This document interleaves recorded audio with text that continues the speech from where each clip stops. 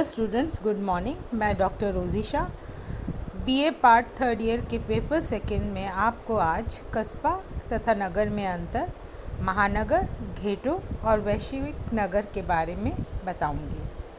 इससे पहले कि आप कस्बा तथा नगर में अंतर को जानें, मैं चाहूँगी कि आप एक बार मेरे द्वारा बताए गए नगर की विवेचना को पुनः देख लें, जिससे कस्बा तथा नगर में अंतर स्पष्ट होना आपको सरल हो जाए। नगर का आकार कस्बे की तुलना में बहुत बड़ा होता है तथा विभिन्नतापूर्ण होता है।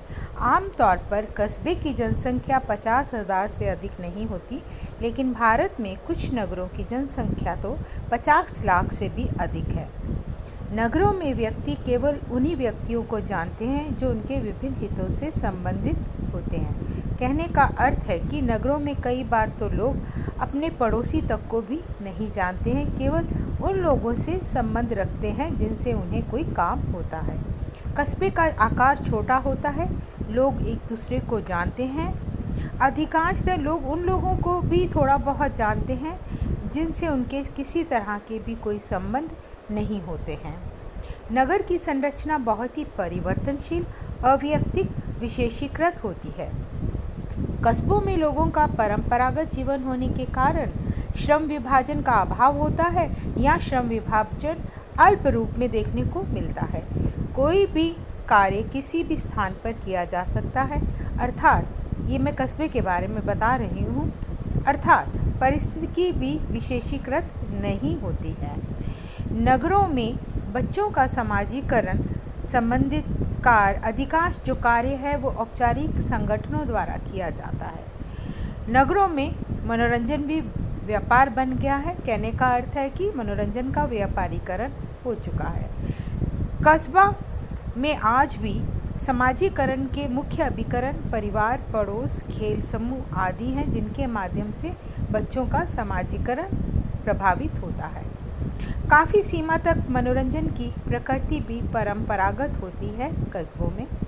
नगर में विकसित प्रशासनिक संरचना होती है और इस प्रशासनिक संरचना के अंतर्गत अनेक अधिकारी और कर्मचारी होते हैं जो निवासियों को नगर सुविधाएं देते हैं। ये विभाग और अधिकारी कर्मचारी नगर के नागरिकों को सुविधाएं प्रदान करते हैं और नगरों में औपचारिक नियंत्रण के साधनों द्वारा नागरिकों के व्यवहारों पर नियंत्रण किया जाता है। कस्बे में इन प्रशासनिक अधिकारियों की कमी होती है और इस कमी होने के कारण ही बहुत सारी सुविधाएं वहाँ के लोगों को प्राप्त नहीं हो पाती हैं, और यही एक मुख्य कारण है कि गाँव से लोगों का नगरों की ओर जाना या प्रवास करना। नगर में विशेषीकरण की प्रकृति बहुत विकसित होती है, यानी किसी विशेष कार्य में दक्ष होना।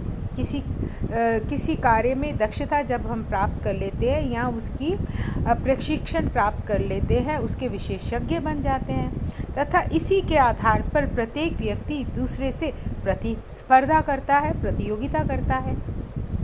कस्बे की आर्थिक संरचना सामान्यकृत होती है। सामान्यकृत का अर्थ है कि अधिकांश लोग एक से अधिक तरह के आर्थिक क्रियाओं के द्वारा आजीविका अर्जित करते हैं। यानी आजीविका अर्जित करने के लिए ये ज़रूरी नहीं है कि कस्बे में एक व्यक्ति एक ही तरह का कार्य करे, वो अनेक प्रकार के कार्य भी कर सकता है। अब मैं आपको महानगर के संबंध में समझाऊंगी। नगर के विस्तृत, अधिक विकसित तथा अधिक रूप से आर्थिक रूप से उन्नत रूप को हम महानगर कहते हैं। महानगर के अर्थ को मुख्य रूप से 3 दृष्टिकोणों के आधार पर स्पष्ट किया जा सकता है। विद्वान बर्गेल ने किसी नगर के केंद्रीय महत्व के आधार पर इसे परिभाषित किया। आपके अनुसार महानगर शब्द का प्रयोग एक बड़े क्षेत्र में स्थित केंद्रीय नगर को स्पष्ट करने के लिए किया जाता है, जो आकार में बड़े होने के साथ ही अनेक नगरीय बस्तियों से घिरा होता है। दूसरा दृष्टिकोण है जनसंख्या, आवासीय विशेषताओं तथा व्यापारिक गतिविधियों से संबंधित। इस दृष्टिकोण के आधार पर महानगर उस नगर को कहते हैं जिसकी जनसंख्या 10 लाख या उससे अधिक होती है तथा प्रति वर्ग किलोमीटर में कम से कम 2000 व्यक्ति निवास करते हैं, जहां नगर के मध्य भाग में व्यापारी तथा मध्यम वर्ग के लोग रहते हैं, जबकि नगर से लगे हुए बाहरी और खुले भाग में उच्च वर्ग के आवास स्थित होते हैं। नगर की बाहरी सीमा से लगे हुए अविकसित क्षेत्रों में शारीरिक श्रम से संबंधित निर्धन लोगों की बस्तियां होती हैं। ऐसे नगर व्यापार का केंद्र होते हैं जो अपने चारों ओर के नगरों की आवश्यकताओं को पूरा करते हैं। संक्षेप में आर्थिक साधनों का संचय महानगरों में होने लगता है। तीसरा दृष्टिकोण है महानगर के प्रकार्यात्मक पक्ष से संबंधित। इसके अनुसार अनेक नगरों के बीच स्थित महानगर क्षेत्र जो आर्थिक, प्रशासनिक, नागरिक तथा सांस्कृतिक क्षेत्र में व्यक्तियों को अधिक उन्नत सुविधाएं उपलब्ध कराता है और उसकी इन्हीं विशेषताओं के कारण जो उसके निकटवर्ती नगर होते हैं, नगरों से महानगरों की ओर लोगों का प्रवास होने लगता है या लोग प्रवास करने लगते हैं। आज़ादी के समय 1951 की जनगणना में मुंबई, कोलकाता, मद्रास, दिल्ली तथा बेंगलुरु की जनसंख्या 10 लाख से अधिक थी, जबकि 1971 में इन महानगरों की संख्या बढ़कर 11 हो गई और वर्ष 2011 में इन महानगरों की संख्या 46 हो गई। इसमें से 14 ऐसे नगर हैं जिनकी जनसंख्या 20 लाख से भी अधिक है। इनमें से 5 नगर मुंबई, दिल्ली, हैदराबाद, अहमदाबाद, बेंगलुरु वे नगर हैं जिनमें से प्रत्येक की जनसंख्या 50 लाख से अधिक है। मुंबई तथा दिल्ली की जनसंख्या वर्ष 2011 तक 11 करोड़ से भी अधिक हो चुकी। वर्ष 2014 तक भारत में जनसंख्या के आधार पर लगभग 56 नगरों का समावेश उन महानगरों के अंतर्गत हो चुका है जिनकी जनसंख्या 10 लाख से अधिक है। अब हम महानगरों की विशेषताओं को समझते हैं। अनेक नगरों के बीच केंद्रीय स्थिति का होना। भौगोलिक रूप से अनेक नगरों के केंद्रीय हिस्से में जो नगर बसा होता है उसमें ग्रामीण तथा नगरीय क्षेत्रों से प्रवास करने वाले लोगों की संख्या सबसे अधिक होती है। जैसे जैसे केंद्र भाग में स्थित नगर की जनसंख्या बढ़ने लगती है, वहाँ आर्थिक साधनों का संचय बढ़ जाने के कारण प्रतियोगी आधार पर व्यक्तियों को विभिन्न वस्तुएं और सेवाएं उपलब्ध कराने में उसकी क्षमता भी यानी इन महानगरों की क्षमता भी बढ़ती जाती है तथा ऐसे नगरों के लोग अपनी अधिकांश आवश्यकताओं की पूर्ति के लिए महानगर के लिए सबसे उपयुक्त स्थान समझते हैं। फलस्वरूप अन्य नगरों की तुलना में महानगर में आर्थिक तथा भौतिक वृद्धि की दर अधिक तीव्र होती है। अब हम दूसरी विशेषता को जानेंगे, परिवहन व संचार की उन्नत व्यवस्था। महानगर के भौतिक स्वरूप से संबंधित ये एक प्रमुख विशेषता है। सभी महानगर रेल लाइनों से इस प्रकार जुड़े होते हैं कि महानगर में रहने वाले निवासी दूर दूर स्थानों पर आसानी से आ जा सके तथा विभिन्न दिशाओं की ओर जाने के लिए भी राष्ट्रीय मार्गों की व्यवस्था होती है। संचार के उन्नत साधन, बैंकिंग, व्यापारिक सेवाएं इस तरह से जुड़ी रहती हैं जिससे व्यक्ति कम समय में विभिन्न प्रकार की सुविधाएं प्राप्त कर सके। महानगरों में कानूनी व्यवस्था को बनाए रखने के लिए संचार की उन्नत प्रणालियां और गुप्त प्रणालियों का उपयोग किया जाता है। महानगरों में क्योंकि वाहन बहुत अधिक होते हैं इसलिए तुलनात्मक रूप से वहाँ सड़कों का रखरखाव भी बहुत अधिक किया जाता है। अब हम तीसरी विशेषता समझेंगे, बहुउद्देशीय उद्योग, व्यापार तथा व्यवसाय। सभी महानगर उत्पादन के प्रमुख क्षेत्र होते हैं। इनमें किसी विशेष उद्योग का केंद्रीकरण नहीं होता बल्कि विभिन्न प्रकार की आवश्यकताओं से संबंधित अनेक उद्योगों के द्वारा यहाँ उत्पादन होता है। महानगर व्यापारिक क्रियाओं के केंद्र होते हैं। और इनके चारों ओर फैले हुए छोटे नगरों के फुटकर व्यापारी महानगरों के वितरकों के और थोक व्यापारियों से विभिन्न वस्तुओं को खरीदते हैं। महानगरों में जैसे जैसे पूंजी का संचय बढ़ने लगता है, विभिन्न प्रकार के व्यवसायों में कहीं अधिक लोगों को रोजगार की सुविधा मिलने लगती है। इस प्रकार एक प्रक्रिया के रूप में महानगरों का विस्तार होने के साथ ही सीमावर्ती नगरों पर इनके आर्थिक प्रभाव में भी वृद्धि होती रहती है। जनसंख्या का आकार तथा घनत्व। नगर के नाम या शब्द से ही छोटे का एहसास होता है और महानगर से स्पष्ट होता है कि ये आकार में बहुत बड़े हैं।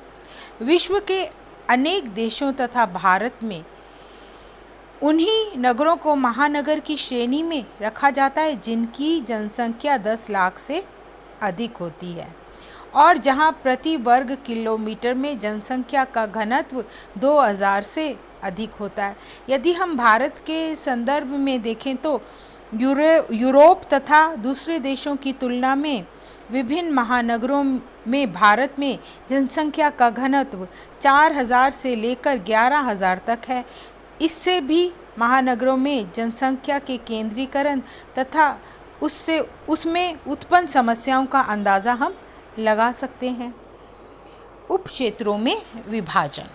महानगरों का क्षेत्र काफ़ी बड़ा होने तथा जनसंख्या बढ़ने के साथ नगरीय क्षेत्र का विस्तार होते रहने के कारण एक ही नगर अनेक उप क्षेत्रों में विभाजित हो जाता है और इन उप क्षेत्रों को एक दूसरे से जोड़ने के लिए यातायात के विकसित साधनों जैसे पुलों का निर्माण करना भी आवश्यक हो जाता है, जिससे लोग कम से कम समय में आर्थिक क्रियाओं से संबंधित अपने कार्यों को पूरा करने के लिए दूसरे स्थानों पर आसानी से आ जा सकें। आमतौर पर महानगर के विभिन्न उप क्षेत्रों की आर्थिक तथा सांस्कृतिक विशेषताएं भी एक दूसरे से भिन्न होती हैं। इस दशा में कानून और व्यवस्था को बनाए रखने के लिए भी उप क्षेत्रों को एक दूसरे से जोड़ना बहुत ज़रूरी होता है। राजनीतिक एवं सांस्कृतिक गतिविधियों के केंद्र। महानगर की एक मुख्य विशेषता राजनीतिक गतिविधियों का इस तरह संचालन होना है कि ये नगर एक ऐसी संस्कृति का केंद्र बन जाते हैं जिसे राजनीतिक संस्कृति कहा जा सकता है। ये संस्कृति वह है जिसमें नगर की संपूर्ण जनसंख्या एक दूसरे से भिन्न राजनीतिक विचारधाराओं में विभाजित होती है। महानगर की संस्कृति की प्रकृति मिश्रित प्रकार की होती है, जिसे सामान्य शब्दों में एक धर्मनिरपेक्ष संस्कृति कहा जाता है। नगर में समय समय पर इस तरह के सांस्कृतिक आयोजन भी किए जाते हैं जिससे सांस्कृतिक समरसता को प्रोत्साहन मिले, बढ़ावा मिले। पारिस्थितिकीय या विशेषीकरण। विद्वान हैरिस तथा अल्मैन ने अपनी पुस्तक नेचर ऑफ सिटीज़ में महानगर की इस विशेषता का वर्णन किया है। उनके अनुसार महानगरों में प्रत्येक व्यक्ति किसी न किसी कार्य में विशेष योग्यता विकसित करके अपनी आजीविका के साधन प्राप्त करने का प्रयत्न करता है। इसके फलस्वरूप संपूर्ण नगर विभिन्न व्यवसायों तथा आर्थिक स्थिति से संबंधित एक दूसरे से भिन्न क्षेत्रों के रूप में विकसित होने लगता है। चलिए अब हम जानते हैं घेटों के बारे में। सर्वप्रथम लुईस विर्थ ने अपने शोध प्रबंध में, ये शोध प्रबंध जो उनकी डॉक्टर की डिग्री प्राप्त करने के लिए लिखा गया था, में 1955 में इस अवधारणा को प्रस्तुत किया। इन्होंने नगरीकरण एक जीवन विधि के रूप में अपने निबंध में घेटों को नगरों के बीच स्थित एक ऐसे सजातीय समूह के रूप में स्पष्ट किया जिसमें सामाजिक, मनोवैज्ञानिक और पारिस्थितिकी के दृष्टिकोण से उसे दूसरे समूह से अलग किया जा सकता है। टायनबी ने घेटों की प्रकृति को कार्य की दशाओं एवं घनत्व के आधार पर स्पष्ट किया है। यूरोप में औद्योगिक क्रांति के बाद जब औद्योगिक उत्पादन में तेजी से वृद्धि होने लगी तो विभिन्न उद्योगों में लगे कार्य करने वाले श्रमिकों की संख्या में भी तेजी से वृद्धि होने लग गई। आरंभ में इन श्रमिकों का एक बहुत बड़ा भाग उन लोगों से संबंधित था जो कि शारीरिक श्रम करने के लिए गांव से नगरों में बसने आए थे तथा जिन्हें नगर के परंपरागत निवासियों द्वारा विभिन्न प्रकार की सुविधाओं से वंचित करना एक आम बात हो गई थी। ऐसे में इन श्रमिकों का जमवाड़ा या एकत्रित होना वहाँ शुरू हो गया जहाँ किसी भी प्रकार की नागरिक सुविधाएं नहीं थी। ऐसे हिस्से बहुत ही अविकसित थे और कम मजदूरी के बाद विभिन्न श्रमिक समूह किसी तरह अपना जीवन व्यतीत कर सकते थे। मजदूरों तथा विभिन्न सजातीय समूहों की संख्या में वृद्धि होने के साथ ही घेटों के आकार में भी वृद्धि होना आरंभ हो गई। घेटो एक विशेष प्रकार का सामाजिक सांस्कृतिक समूह है। ये समूह नगर के दूसरे समूह की तुलना में अपने आप को भिन्न मानता है और इस समूह की सांस्कृतिक विशेषताएं एक निम्न आर्थिक समूह के समान होती हैं। एक विशेष प्रकार के मनोवैज्ञानिक समुदाय के रूप में विर्थ ने घेटों को स्पष्ट किया है। घेटों से संबंधित लोग विभिन्न प्रकार के मानसिक तनाव से ग्रस्त होते हैं। अलगाव की मानसिकता इनमें मुख्य होती है। इनमें ऐसी भावनाओं की भी प्रधानता होती है कि ये अपनी सामाजिक आर्थिक दशाओं में कोई भी परिवर्तन नहीं कर सकते हैं। घेटो वह क्षेत्र होता है जिसमें नागरिक सुविधाओं का अभाव होता है। इस कारण से अधिकांश लोग गंदे और अस्वस्थ वातावरण में जीवन व्यतीत करने के लिए मजबूर होते हैं और साधनों का अभाव होने के कारण ये अपनी परिस्थिति में भी सुधार लाने में सक्षम नहीं होते हैं। प्रारंभ में औद्योगिक श्रमिकों की कार्य दशाएं बहुत ही अमानवीय रहीं। इनके कार्य करने के कोई भी निश्चित घंटे नहीं थे। श्रमिकों को 12 घंटे तक भी काम करना पड़ता था। अधिक मजदूरी नहीं देनी पड़े इसलिए कम आयु के बच्चों को भी मालिक काम पर रख लेते थे। स्त्रियों का आर्थिक शोषण बहुत अधिक होता था। टायनबी ने अपनी पुस्तक नगरों के बढ़ते कदम में जनसंख्या घनत्व के आधार पर ही महानगरीय बस्तियों की प्रकृति को स्पष्ट किया है। आपके अनुसार घेटो एक ऐसी बस्ती है जिसमें दिन की अपेक्षा रात में जनसंख्या का घनत्व अधिक होता है और इसका कारण भी आपने बताया है कि दिन के समय घेटों से संबंधित जो अधिकांश पुरुष, स्त्रियां और 10 से 12 साल के बच्चे होते हैं वे उद्योगों में काम करने के लिए घर से बाहर चले जाते हैं, जबकि रात में वे केवल भोजन करने और सोने के लिए घर में आते हैं, जिसके फलस्वरूप दिन में ये बस्तियां खाली रहती हैं जबकि रात में पूरी तरह भर जाती हैं। वर्तमान युग में देखें तो एशिया के अधिकांश देशों के औद्योगिक महानगरों में पाए जाने वाली गंदी बस्तियों की प्रकृति घेटों के समान ही है। इन बस्तियों में रहने वाले निवासी अपने शारीरिक श्रम को बेचकर अपनी आजीविका चलाते हैं और विभिन्न प्रकार के कार्यों में संलग्न हैं तथा झुग्गी झोंपड़ी में रहकर अपना संपूर्ण जीवन व्यतीत कर लेते हैं। संक्षेप में कहें तो इन गंदी बस्तियों में रहने वालों ने नागरिकों में सभी वह विशेषताएं देखने को मिलती हैं जिन्हें विर्थ ने घेटों की सामाजिक, मनोवैज्ञानिक तथा पारिस्थितिकीय विशेषताएं कहा है। वैश्विक नगर की अवधारणा का संबंध वैश्वीकरण से है की प्रक्रिया से है।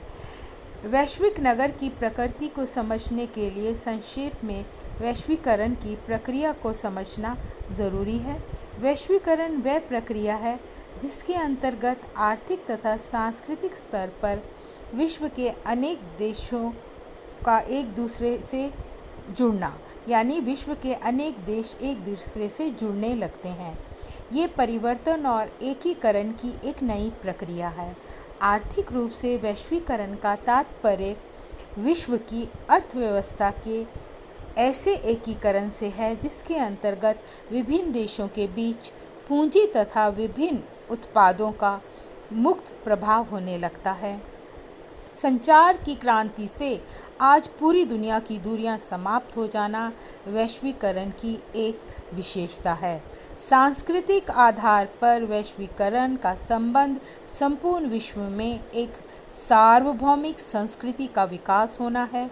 सार्वभौमिक संस्कृति का अर्थ है जिसमें स्वतंत्रता, तार्किकता या तार्किक जीवन, व्यक्तिक विकसित टेक्नोलॉजी या प्रौद्योगिकी का आदान प्रदान, गतिशीलता तथा उपयोगितावादी मूल्यों का विशेष महत्व होता है।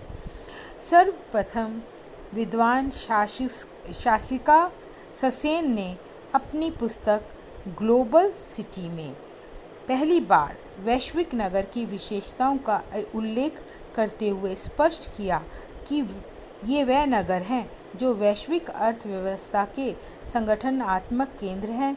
इस संदर्भ में उन्होंने न्यूयॉर्क, लंदन, टोक्यो को वैश्विक नगर के उदाहरण के रूप में प्रस्तुत किया।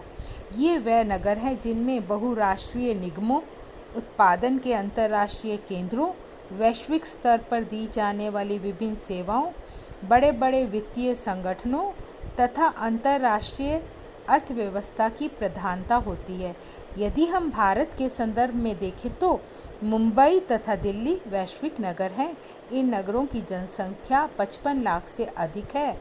वर्तमान में विश्व के ये सभी देश जो एक वैश्विक अर्थव्यवस्था तथा संस्कृति का प्रतिनिधित्व करते हैं उन्हें वैश्विक नगर माना जाता है, जैसे Tokyo, London, New York, Moscow, Singapore, Paris, Geneva, Boston आदि नगर। वैश्विक नगर की विशेषताएं।